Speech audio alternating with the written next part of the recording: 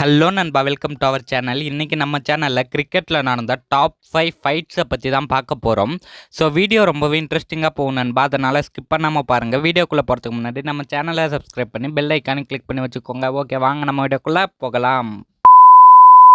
இதில் நம்ம 5வது இடத்துல பார்க்க போகிற ஃபைட் வந்து கம்பீர் வர்சஸ் அஃப்ரிடி. இந்த ஃபைட் வந்து 2007 இந்தியா வர்சஸ் பாகிஸ்தான் மேட்சில் தான் நடந்துச்சு. இந்த மேட்ச்சில் அஃப்ரிடி ஒரு பந்தை போட அதை தட்டி விட்டுட்டு ஓடியாருவார் நம்ம கௌதம் கம்பீர். அப்போது ரன்னிங் ட்ராக்ல இருந்தால் நம்ம அஃப்ரிடியை கவனிக்காத நம்ம கம்பீர் அஃப்ரிடி மேலே ஒரே இடி.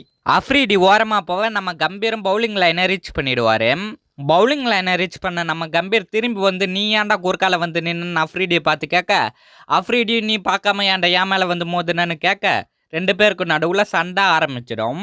இந்த சண்டையில் ரெண்டு பேருமே பேட் வேர்ட்ஸை யூஸ் பண்ணி பேசிக்கிட்டாங்க அப்படின்றது இதிலே சிறப்பம்சமான ஒரு விஷயம். இதை பார்த்த அம்பையர்ஸ் நீங்கள் ரெண்டு பேரும் ஏன்டா சண்டை போட்டுட்டு இருக்கீங்கன்னு வந்து பிரித்து விட்டாங்க.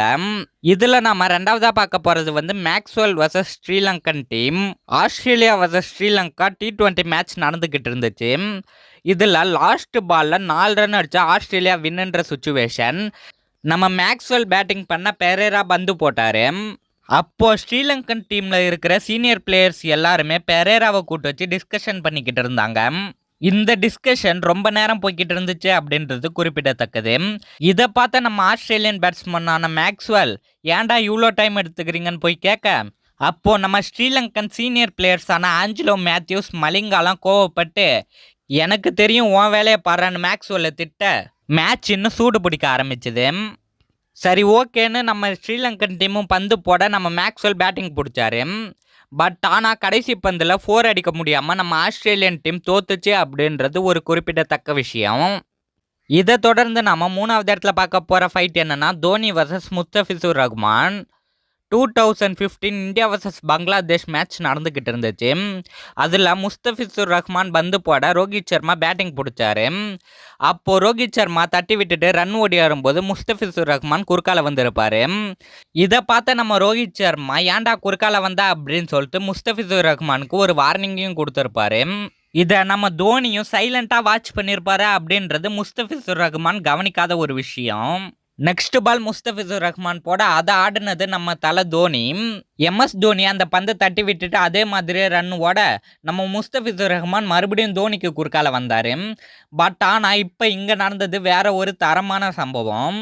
நம்ம தலை இதுக்கப்புறம் நீ யார் குறுக்காலையுமே வரக்கூடாதுடா அப்படின்னு சொல்லி ஒரே இடி எடுத்துட்டு ஓடி இருப்பாரு. இதில் முஸ்தபிசுர் ரஹ்மானுக்கு இன்ஜுரி ஆகி அந்த மேட்ச்சில் விளையாட முடியாமலே போயிருக்கும். இப்போ தெரிஞ்சிருக்கும் முஸ்தபிசுர் ரஹ்மானுக்கு தலைனா யாரு அப்படின்னு.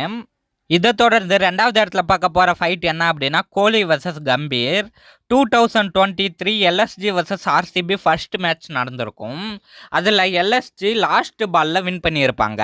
அப்போ மேட்ச்லாம் முடிஞ்சதுக்கு அப்புறமா கம்பீர் வந்து க்ரௌடை சைலண்ட் பண்ணுற மாதிரி வாயில் கையை வச்சு காட்டியிருப்பாரு. இதை சைலண்டாக நம்ம கோலியும் கவனிச்சிருப்பாரு அப்படின்னு சொல்லிட்டு கௌதம் கம்பீருக்கு தெரியாது போல. இதே வருஷத்துலேயே RCB versus LSG second match நடந்துச்சு.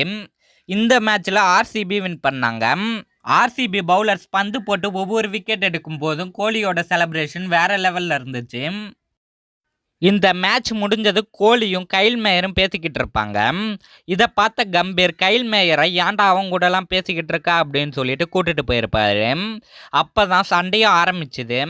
இதை பார்த்த அம்பையர்ஸ் பிளேயர்ஸ் எல்லாருமே வந்து இந்த சண்டையை தடுத்து வச்சாங்க அப்படின்றது குறிப்பிடத்தக்க விஷயம். இதை தொடர்ந்து நம்ம ஃபர்ஸ்ட் இடத்துல பார்க்க போகிறது Yuvraj Singh versus Flintoff. 2007 T20 world cup India versus England நடந்துக்கிட்டு இருந்துச்சு. இந்த மேட்சோட 18வது ஓவரில் நம்ம யுவராஜ் சிங் பேட்டிங் பண்ண ஃப்ளின்டாஃப் பந்து போட்டார். இந்த ஓவரில் யுவராஜ் சிங் 2 4 அடிச்சிருப்பார்.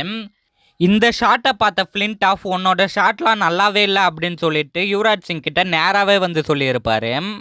சொன்னது மட்டும் இல்லாமல் உன்னோட ஷாட் நல்லாவே இல்லைன்னு கிண்டல் பண்ணி சிரிச்சு இருந்திருப்பார். இதில் கோவப்பட்ட நம்ம யுவராஜ் சிங் நம்மளோட பவரை வாயில் காட்டக்கூடாது, வால் வீச்சில் காட்டணுன்ற மாதிரி பேட்டிங் பண்ண போயிருப்பார். அடுத்த 19th ஓவரை போட வந்தது நம்ம ஸ்டூவர்ட் பிராட் போட்ட 6 பாலையுமே 6 திசைக்கு 6 சிக்ஸஸ் அடித்து வேர்ல்டு ரெக்கார்ட் பண்ணியிருப்பார் நம்ம யுவராஜ் சிங். இந்த ரெக்கார்டை இது வரைக்குமே யாருமே பீட் பண்ணல அப்படின்றது குறிப்பிடத்தக்க விஷயம். இதே மேட்ச்சில் இன்னொரு சம்பவமும் நடந்துச்சு. அதுதான் 12 பால்ஸுக்கு 15 ரன்ஸ் அடிச்சிருப்பாரு நம்ம யுவராஜ் சிங். இந்த ரெக்கார்டையும் இது வரைக்கும் யாரும் தொடக்கூட முடியல அப்படின்றது குறிப்பிடத்தக்க விஷயம். ஸோ இந்த வீடியோ அவ்வளவுதான் நண்பா. இந்த வீடியோ உங்களுக்கு பிடிச்சிருந்தா லைக் பண்ணிட்டு இதுலேயே உங்களுக்கு எந்த ஃபைட் ரொம்ப பிடிச்சிருந்துச்சு அப்படின்றத கமெண்ட் பண்ணுங்க. நெக்ஸ்ட் வீடியோ நாம எதை பற்றி பேசலாம் அப்படின்றதையும் கமெண்ட்ஸில் சொல்லுங்க. மறக்காம இந்த சேனலையும் சப்ஸ்கிரைப் பண்ணிடுங்க. Okay bye.